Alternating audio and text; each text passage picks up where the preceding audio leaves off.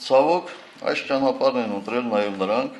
ովքեր իշխանության հասնելու իրենց քայլերում հաջողություն չունեցան, այդ թվում պայքարի մեր երբեմնի գործընկերները, եւ պարզվում է նրանց անհաջողության մեջ ենք մենք մեղավոր։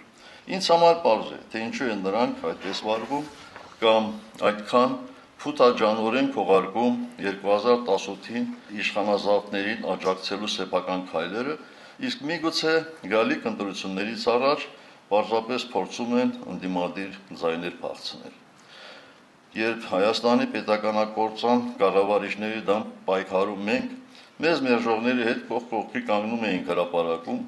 ենթարկվում բռնաճնշումների, փողոցում պայքարում բիրտ ուժի դեմ, ունեինք այն բարձր գիտակցումը, որ այս իրավիճակում հիշացարությունը, քինախնդրությունը չպետք է ավելի կարևոր լինել, քան խորտակման վտանգի ենթակա մեր ընդհանուր նավը